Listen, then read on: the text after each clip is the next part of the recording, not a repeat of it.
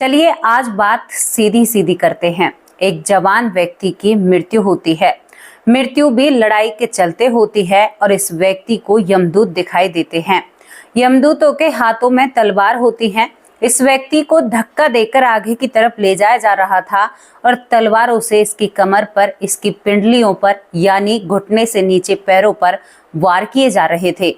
एक व्यक्ति जिसे किसी और ने मारा और ऊपर भी उसके साथ अत्याचार हो रहा था। आखिर उसने ऐसा कौन सा बुरा कर्म किया था? आखिर उससे ऐसा कौन सा बुरा कर्म हो गया था? दोस्तों, बहुत ही रुला देने वाली घटना है, भावुक करने वाली घटना है और हमें दर्शाने वाली घटना है कि कोई कोताही नहीं बरती जाएगी। अगर हमारा कर्म गलत हुआ तो हमारे साथ बिल्कुल भी, कहते हैं ना कि एक नम भाव से या शांत भाव से हमें नहीं देखा जाएगा। उसका लेखा जोखा भी रहेगा, लेकिन आपकी करने का फल आपको जरूर मिलेगा। ये स्टोरी बहुत अच्छी स्टोरी है। चलिए इसकी तरफ चलते हैं। बिना वक्त गवाए आपको मोटी मोटी भाषा में समझाने का प्रयास करती हूँ। मेरे प्यारे परिवार, आपको मैं खुर्द लेकर चलती हूँ। खुर्द के खेरा गांव में एक लड़की का जन्म होता है। खुर्द के खेरा गांव में एक लड़की का जन्म होता है। जन्म होने के बाद इस लड़की के शरीर पर निशान थे। सर पर चोट थी, पैर पर चोट थी, लेकिन आगे चल के ये लड़की जो बातें कहेगी वो बातें पैरों के नीचे से जमीन खिसकाने का काम करती हैं और कोई ऐसा नहीं लगता कि ये लड़की झूठ बोल रही है। ये लड़की धीरे धीरे बड़ी होती है। इस लड़की का नाम कुसुम रखा जाता है। आज भी ये लड़की अपनी शादीशुदा जिंदगी बहुत अच्छे से बिता रही है और चलती हुई घटना है। आप लोगों के बहुत सवाल रहते हैं कि आप कोई पुरानी बातें बताती हो, नई बातें नहीं बताती। हालांकि मेरी 70% घटना जो फिलहाल में चल रही हैं वो होती हैं और 30% घटनाएं वो होती हैं जो बीत गई हैं। अब यहाँ पर ये लड़की कुसुम धीरे धीरे बड़ी होती है, तो इसे जब लड़की कहते हैं तो इसे गुस्सा आता है। ये कहते हैं कि कुसुम, तो ये कहती है मेरा नाम कुसुम मत रखो तुम, मेरा नाम यहाँ पर तुम लोगों ने गलत रख दिया है। मैं सोनू था, यानी मेरा नाम सोनू है। तुम लोगों ने मेरा नाम कुसुम क्यों रखा? मुझे बिल्कुल भी ये नाम पसंद नहीं है। अच्छा, माँ बाप कहते हैं कि बेटा आप ऐसी बातें क्यों कर रहे हो? गाँव का माहौल था। अरे तुम लड़की हो तो लड़की ही बोलेंगे, तुम्हें सोनू क्यों कहेंगे? ये लड़की चुप पड़ जाती है। अब ये इधर उधर घूमती रहती है घर में और सोच विचार करती रहती है, हमेशा कुछ दिमाग में सोचती रहती है। इनके माँ बाप जब खेत को जाते हैं काम करने के लिए, कुसुम के माँ बाप, तो कुसुम अपने माँ बाप को वहां पर जाने नहीं देती है। कहती है कि खेतों पर तो लड़ाई होती है और लोग आपस में मर भी जाते हैं। माँ आप वहां पर मत जाइए, बाबा आप भी मत जाइए, आपको कुछ हो गया तो फिर क्या होगा? उसके बाद जब माँ बाप घर रहते हैं तो हमेशा मुझे तो पूरब की तरफ जाना है, मेरा एक गाँव है, मेरे गांव में मेरे बच्चे हैं, मेरी बेटी है, मेरा बेटा है, मेरी पत्नी है, मेरी बहुत ज़्यादा ज़मीन जायदाद है, तुम लोग उनके बराबर नहीं हो। इस तरह की बातों की ये रट करने लगती है। हैरान कर देने वाली बात थी कि ये कहती है कि मैं कोई लड़की नहीं हूँ, मैं एक मर्द हूँ और मर्द की तरह मुझसे बात किया करो। और ये हमेशा गुड़िया से नहीं खेलती थी, हमेशा इसकी बातें लड़कों जैसी होती हैं। लड़कों के खेल इसको पसंद थे, लड़कों का खाना इसे पसंद था, लड़कों की हर चीज इसे पसंद आया करती थी। अगर इसकी माँ इसे फ्रॉक पहना दिया करती तो ये घर में कलेश कर दिया करती है। नहीं, मुझे ये कपड़े नहीं पहनने, मुझे तो निक्कर टी शर्ट या कुछ ऐसी चीजें पहननी है, नहीं पहनना ना मुझे फ्रॉक। आप मुझे लड़की बना रहे हो। लड़की से इतनी ज्यादा इसको नफरत रहती है। दोस्तों, यहाँ पर माँ कहती है कि क्या चक्कर है तेरा, तू क्या चाहती है, तू ऐसे क्यों परेशान करती है? ये लड़की कहती है आपकी समझ में क्यों नहीं आ रहा, मैं सोनू हूं और मैं यहाँ पर नहीं रहूंगा, मैं अपनी पत्नी के पास जाऊंगा। अरे तू लड़की है तो पत्नी के पास कैसे जा सकता है? वो कहती है कि मैं लड़की नहीं हूं, ना ही मैं लड़कियों के कपड़े पहनूंगा। माँ को डर चढ़ने लगता है, ये बेटी रात को ना निकल जाए। 4 साल की उम्र हो चुकी थी कुसुम की, अगर रात को निकल गई तो हम कहाँ ढूंढेंगे? इसके साथ कोई अनहोनी हो गई तो फिर क्या होगा? माँ सवालों से घिर जाती है। माँ कई तरह के औने टौने करती है, डॉक्टर की भी सलाह लेती है, लेकिन लड़की भूले नहीं बुलाती है। दोस्तों, माँ बाप ने भी इतना कैड़ा जी कर लिया था कि इस लड़की को, कुसुम को, कभी भी वो उसकी बताई हुई जगहों पर लेकर ही नहीं गए, इसकी बातों को मानते ही नहीं है। राज कहाँ पर खुलेगा। अब ये लड़की बड़ी होने लगी थी, दुनियादारी को समझने लगी थी। माँ बाप से कहते कहते जुबान थक चुकी थी। कई बार रात को दरवाजा भी खोला, लेकिन नहीं मानते हैं घर वाले। मारते हैं, पीटते हैं, कहते हैं कि जो कुछ भी है यही तेरा घर है, तू कोई सोनू बोनू नहीं है, तेरा नाम कुसुम है और तू कुसुम नाम से ही बड़ी होगी। अब ये जब बड़ी होती है शरीर में, मैं आपको बताऊं, इसको जब पहला पीरियड आता है ये पूरे गांव में हंगामा मचा देती है। माँ, ये क्या हो रहा है? ऐसा तो मुझे कभी भी नहीं हुआ। हाँ, मेरी पत्नी को ये होता था। इसको एक एक बात पता थी, एक एक बात, ये सारी चीजें बताती है। माँ अब इसके गाल पर एक तमाचा लगाती है। कितना संघर्ष करना पड़ता है ना एक आत्मा को, जब उसे 2 जन्मों की बातें याद रहती हैं। तभी तो भगवान हर किसी को 2 जन्मों की बातें याद नहीं रहने देते। ये तो कोई कारण है जब कोई कोई को या किसी को अपने बीते जन्म की बातें याद रह जाती हैं। अब यहाँ पर माँ कहती है एक तमाचा लगाकर कुसुम को कि कुसुम देख, जो तेरा बीता जीवन था ना वो बीता हुआ जीवन था, लेकिन ये तेरा आने वाला कल है। क्या तू बीते हुए के लिए आने वाले को बिगाड़ने वाली है? क्या तू ऐसा करने वाली है? इससे आगे हम तेरी शादी करेंगे, तुम्हें पढ़ाएंगे, तो तू तो बेटा सब कुछ खराब कर देगी। एक बात बता मेरी, तुझे गांव का नाम याद नहीं, तुम्हें नहीं पता तुम कहाँ की रहने वाली हो, फिर कैसे पता चलेगा कि तू मर्द थी कि औरत थी? हम कैसे यकीन कर ले? कुसुम की आंखों में आंसू होते हैं। कुसुम कहती है कि माँ, मेरे ऊपर जो बीत रही है आपको नहीं समझ में आ रहा। मेरी पत्नी है, मैं एक इंसान था, मेरा गांव था, मेरी जमीन थी, सब कुछ था। माँ कहती है कि बेटी, तुझे याद नहीं होता, तू तब नहीं जीती। ये लड़की कुछ समझदार होती है और माँ के कहने पर समझौता हो जाता है। अब ये रट लगाना बंद कर देती है। पहले पीरियड तक ये रट लगाती है, इसके बाद ये जवान हो जाती है। जवान अवस्था में जब पहुंचती है तो इसको खास कहा जाता है कि देख, तेरी शादी हो रही है, वहां पर ये मत करने लग जाना कि मैं तो मर्द हूँ, मैं पहले लड़का था या पुरुष था, मैं ये था वो था। कभी भी हम इन बातों को नहीं सुन सकते। समझ गई ना? अपने घर को बिगाड़ना नहीं है बेटा, बनाना है। कुसुम, बेटी वो है बाप के घर से डोली जाती है और पति के घर से अर्थी आती है। हमारे बाबा परदादा ये कहकर गए हैं और आज तेरा बाप तुझसे ये कह रहा है, डोली जा रही है, अर्थी निकलते देखना चाहता हूँ। अगर मेरे सामने ही ये सब कुछ होगा, कभी भी मेरी गर्दन को शर्म से नीचे मत झुकाना। हालांकि आजकल की लड़कियां माँ बाप की शर्म को कहाँ देखती हैं। दोस्तों, इसके बाद कुसुम की शादी कर दी जाती है और कुसुम की शादी रणवीर से की जाती है, रणवीर नाम के लड़के से। अब कुसुम अपने ससुराल में जाकर और भी खोई खोई रहती है, क्योंकि सपने सोने नहीं देते हैं। अब यहाँ पर बिल्कुल मना किया गया था कि पति को इन बातों के बारे में पता नहीं लगना चाहिए। कुसुम जब खोई खोई रहती है, 2-3 महीने शादी के निकल जाते हैं, तो पति कहता है रणवीर सिंह कि कुसुम, कोई बात है क्या? तुम हमेशा इतनी उदास क्यों रहती हो? तो ये कभी कभी ना इसकी भाषा थी, नहीं मुझे नहीं पता मैं उदास क्यों रहता हूँ। इसने कहा कि मुझे नहीं पता मैं क्यों उदास रहता हूँ। पति हंसने लगता है, क्या तुम लड़का हो? ऐसी बातें क्यों कर रही हो? तो कुसुम अपनी घबराई हुई सी जुबान से चुप हो जाती है। कहती है, जी वैसे ही मेरी जुबान से निकल गया होगा, माफ करना। पति कहता है कि ये भी कोई माफी मांगने वाली बात है? क्या हुआ, तुमने कह दिया तो कोई बात नहीं। अब इससे आगे और जिंदगी बीतती है, लेकिन पति को पत्नी के अंदर कुछ कमी खल रही थी। रात का समय होता है, कुसुम गर्भवती हो जाती है। वो आंखों में आंसू ले आती है कि मेरे पिछले जन्म के बच्चे भी हैं। जब पति उसे रोता हुआ देखता है तो शायद समझता है कि जल्दी माँ बन गई है, यहाँ पर आकर शायद मन नहीं लग रहा है। पति उसके हाथ को हाथ में लेकर कहता है कि कुसुम, बात क्या है, मुझे अपनी पूरी बात बताओ। कुसुम कहती है कि मेरे घर वालों ने मना किया है। अब पति की बेचैनी बढ़ने लगती है। भाई, अब तक तो मैं नहीं चाहता था, लेकिन अब मुझे हर बात जाननी है। कुसुम कहती है कि देखो, मेरे घर वालों से मत कहना, मैं अब ये वजन मैं अब उठा नहीं सकती, मुझे नींद सोने नहीं देती है। कुसुम कहती है, जी मेरा ये दूसरा जन्म है। तो उसने कहा कि कोई बात नहीं, दूसरा जन्म है, सभी के दूसरे तीसरे चौथे जाने कितने जन्म हुए हैं। वो कहती है, जी मैं पिछले जन्म में लड़का थी, यानी पुरुष थी। पति कहता है, अच्छा। तो पति और भी रुझाव यानी रुचि उसकी बढ़ने लगती है कि मुझे बताओ, आज तक कुसुम को कोई ऐसा व्यक्ति नहीं मिला था जो उसके दिल की बात को पूछे और उसे दिलासा दे। ये एक पति ही था जिसने इसके दिल को कुरेदा और इससे पूरी बात जानी।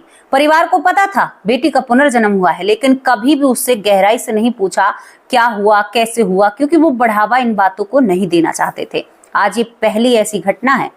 अब यहाँ पर ये बताती है जी, मैं आपको बताऊं तो आप हंसोगे तो नहीं, मुझे लोग पगली कहकर बुलाते हैं। वो कहता है कि नहीं, मैं इन चीजों पर विश्वास करता हूँ, तुम बताओ तो सही बात क्या है। ये कहती है जी, मैं पूरब की तरफ कोई गांव है मेरा, मैं उस गांव में सोनू नाम का व्यक्ति था, मेरे 2-3 बच्चे थे, मेरी पत्नी थी और मैं वहां पर बहुत अच्छे से रहता हूँ। मेरी पत्नी मुझे बहुत लाड किया करते थे। पति पूरी बात को ध्यान से सुनता है। ये कहती है कि मेरी पत्नी मुझसे बहुत प्रेम किया करती थी। मेरे बच्चे जिनका मुंह सूख जाया करता था बाबा पापा कहते हुए। हमारा खेतों का विवाद चल रहा था। मैं सोचता था कि किसी न किसी दिन ये विवाद खत्म हो जाएगा और सब कुछ ठीक हो जाएगा। मैं एक दिन अपने पति से कहती है कुसुम कि मैं एक दिन पानी लगा रहा था खेतों पर। पानी के ऊपर विवाद होता है। विवाद में 2 पक्षों में लड़ाई होती है और 2 पक्षों में एक व्यक्ति मेरे सर को फाड़ देता है, यानी तेज धार हथियार से। मैं वहीं पर गिर जाता हूँ।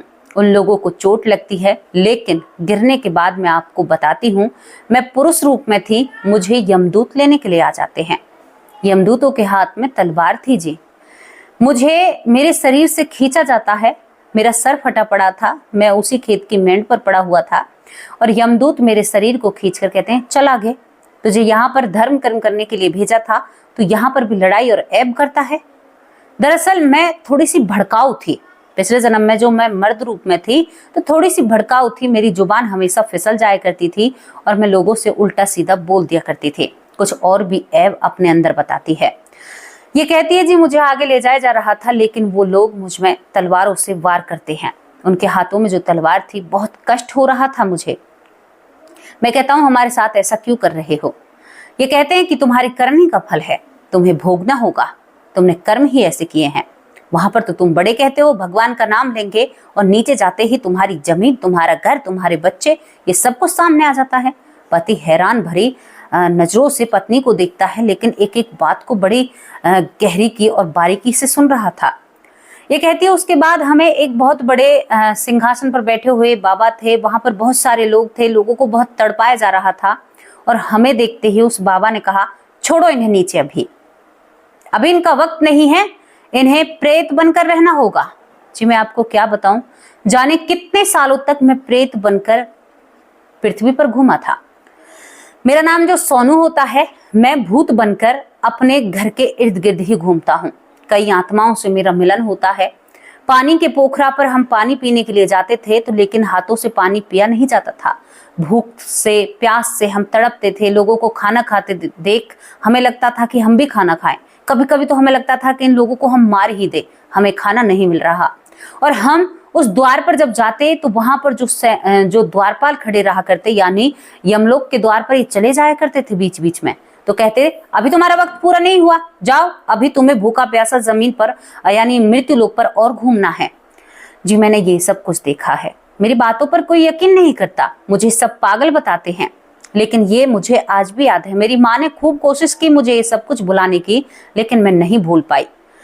ये कहती है अपने पति से कि जी जब मैं पुरुष रूप में थी तो मैं धरती पर अपने घर तक आती हूँ, लेकिन हवन होने के बाद मेरी ताकत नहीं हो पाती कि मैं घर में प्रवेश कर जाऊं। एक अलौकिक यानी एक गोल ऐसा बना हुआ था कि उसके अंदर मैं प्रवेश ही नहीं कर सकती थी। या तो उन लोगों ने अपने घर पर कुछ कराया होगा। मैं बहुत कोशिश करती हूँ, लेकिन मैं अपने घर में बच्चों को दूर से देखती हूँ। खेतों पर जो लोग खाना लाते हैं, हमारी बड़ी लालसा हुआ करती थी कि थोड़ा सा खाना हमें भी दे दे। हम बहुत कोशिश करते हैं। कई भूत थे हमारे साथ, कई लोग थे जो प्रेत योनि में थे। सब भूखे प्यासे लखलखा रहे हैं, जमीन पर गिर रहे हैं, फिर होश में होते हैं। ये सब कुछ चलता है, इंसानों के इर्द गिर्द ये सब कुछ चलता है। और मैं आपको बता रही हूँ, आज तक किसी ने खुलकर नहीं पूछा। आपको इसलिए बता रही हूँ क्योंकि आप में मुझे अपना जीवन, अपना संसार, आने वाला कल नजर आया है। बिल्कुल भी मुझे कभी परेशान मत करना, मैं आपसे हाथ जोड़कर प्रार्थना कर रही हूँ। ये कहती हैं कि मैं हमेशा आपका साथ निभाऊंगी, लेकिन मेरे साथ ये होता है, कितने सालों तक धरती पर भूखा प्यासा भटका हूं मैं। उसके बाद मैं कई बार वहां पर हम दरवाजा खटखटाते हैं तो हमें तलवारों से भगाया जाता है। फिर वो घाव नहीं भर पाते हैं जो तलवार से घाव दिए जाते हैं। इस तरह से हमारे साथ बेकदरी होती है। इस तरह से हमने सब कुछ भुगता था। इस तरह से हमारे साथ इतनी घटनाएं होती हैं। कि मैं क्या बताऊं, उस दुख का तो मैं आपको आभास ही नहीं करा सकती जो दुख मैंने वहां पर झेला है। लेकिन मुझे हमेशा मेरी पत्नी और बच्चों की याद सताती है। लेकिन अब जब मैं जवान हो गई हूँ तो मुझे पता है, आज मैं गर्भवती हूँ, मैं माँ बनने वाली हूँ, मुझे पता है वो बच्चे तो जाने कहाँ से कहाँ हो चुके होंगे, मैं सब कुछ समझती हूँ। लेकिन इन बातों के मुझे सपने सताते हैं। मैं भूत बनकर घूम रहा हूँ, मैं मर्द के रूप में हूँ, मेरा मर्द बनने का मन करता है, मैं ऐसा हूँ। पति अपनी पत्नी को गोद में समेट लेता है, कहता है कि सुनो मेरी बात, मैंने थोड़ा बहुत पढ़ा है, मैं भगवान को मानता हूँ और मैं तुम्हारी एक एक बात पर भरोसा करता हूँ। जो लोग तुम्हें पगली कहते हैं वो खुद पागल हैं। तुम एक एक बात सही कह रही हो। यहाँ तक कि पति ने एक मीडिया कर्मी को लाकर अपनी पत्नी का इंटरव्यू भी इन लोगों के सामने रखा। कहा कि मैं तुम्हें इन बातों के लिए छोड़ दूंगा, जीवन भर भी नहीं। तुम मेरी संगी हो, मैंने तुम्हारे साथ 7 फेरे लिए हैं, मैंने तुम्हारे 7 फेरे लिए हैं। और दोस्तों, आपको यहाँ फेरों की बात आ गई। हमारा समाज कितना एडवांस है, कहते हैं 7 फेरे लेते हैं, लेकिन 7 फेरे नहीं लेते। 7 फेरों में से 3 या 3.5 फेरे लिए जाते हैं। 3.5 फेरों को क्यों छोड़ दिया जाता है? समाज पहले ही व्यवस्था कर देता है कि काल क्रम अगर आगे कोई होनी या अनहोनी हो गई तो 3.5 फेरे लेने की इनके पास दूसरा चांस रहेगा। देखो, हमारा समाज हर चीज के लिए तैयार था। जहां पर लोग कहते थे कि महिलाओं को अपनी आजादी नहीं थी, तो फिर पहले से ही ये चीजें तय क्यों कर दी गई, समझ में नहीं आता। अब यहाँ पर ये पति अपनी पत्नी को दिलासा देता है, इंटरव्यू दिलाता है और आज भी कहता है कि मुझे गर्व है, मेरी पत्नी पिछले जन्म में एक पुरुष का जीवन थी और इस जन्म में पति कहता है, अपनी पत्नी को मोटिवेट करता है कि तुम अच्छा काम करो, अच्छाई के रास्ते पर चलो, अच्छे धर्म कर्म करो, ताकि तुम्हें वो परेशानी और वो दुविधाएं फिर ना झेलनी पड़े। आज इस जन्म में जो कुसुम है बहुत धर्म कर्म करती है, भगवान का नाम जप करती है, गुरु बना रखे हैं और पूजा पाठ और सब कुछ बहुत अच्छे से करती है। कहती है कि जो कुछ हुआ वो मेरा बीता हुआ कल था, आने वाला भविष्य यानी आने वाला समय मेरा सुनहरा होना चाहिए। मेरे पति मुझे राम भगवान की तरह मिले हैं। वैसे आज दशहरा है, विजयदशमी है, तो बहुत अच्छी बात है सुमन जी की। और ये थी वो घटना जहां पर एक पुरुष का हुआ दूसरे जन्म में महिला के रूप में जन्म। लेकिन ये बात समझ में नहीं आई कि उसने खुलकर नहीं बताया कि उससे क्या कर्म ऐसे बिगड़े थे कि उन्हें जो तलवारों से इस तरह से यातनाएं दी जाती हैं वो खुलकर नहीं बोल पाती हैं कैमरा के सामने भी। अब ये उनकी एक व्यक्तिगत राय है, तभी आपको ज्यादा जानकारी नहीं दे पाई हूँ क्योंकि उन्होंने भी अपनी ज्यादा जानकारी नहीं दी है। हालांकि उनका जो मायका है उसका नाम मैं आपको बता रही हूँ, खुर्दखेरा गांव है। अब ये उनके ऊपर आधारित होता है कि उन्होंने ऐसा क्यों किया है। अब यहाँ पर ये घटना, ये कहानी यहीं पर समाप्त होती है। आपको कैसी लगी ये स्टोरी, अपनी राय कमेंट बॉक्स में जरूर रखना। सच्ची घटना है, 100% सत्य है। लेकिन वो अपने बीते हुए जन्म के परिवार से और घर बिल्कुल भी नहीं गई थी, केवल उसे अब सपने आने से बंद हो गए हैं जब उसके पति ने उसका हाथ थामा और उसका साथ निभाया। दोस्तों, तो हमारे कर्मों के फल तो हमें भुगतने ही होंगे, चाहे हम मर्द हों या स्त्री हों। कहीं पर भी आपसे कोताही नहीं बरती जाएगी, तो सावधान हो जाना, सतर्क हो जाना।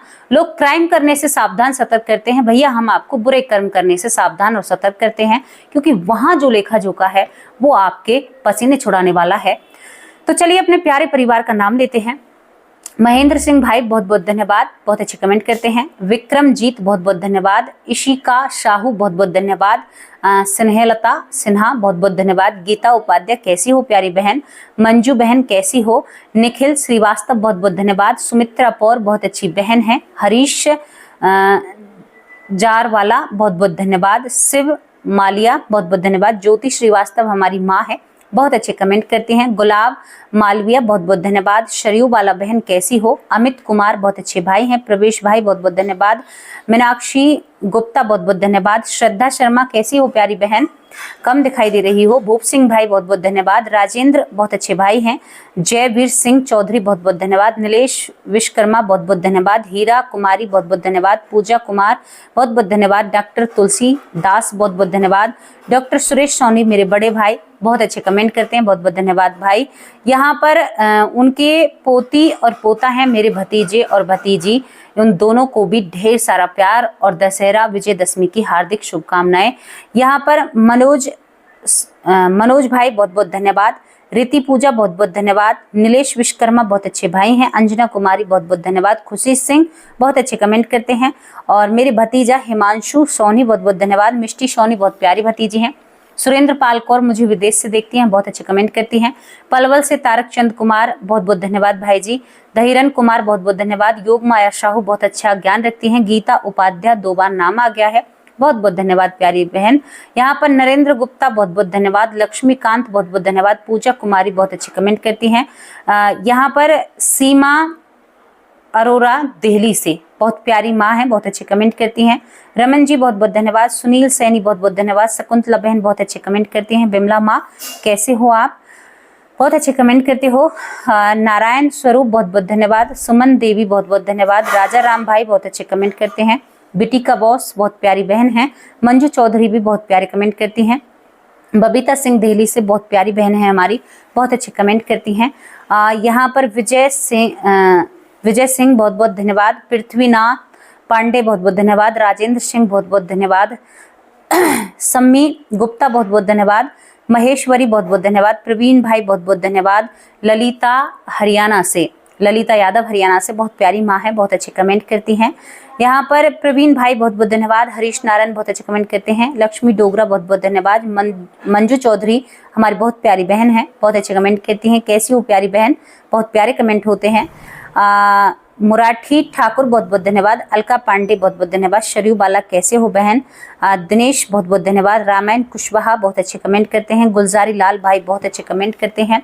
यहाँ पर बहुत बड़ा परिवार है और तुलसी शर्मा भाई बहुत अच्छे कमेंट करते हैं, बहुत ढेर सारा प्यार।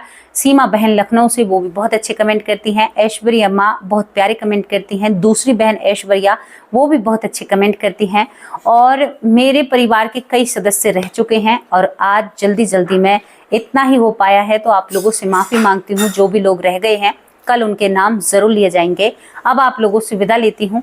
कल हाजिर होंगे एक सच्ची अच्छी स्टोरी के साथ। तब तक के लिए नमस्कार, जय हिंद, जय भारत।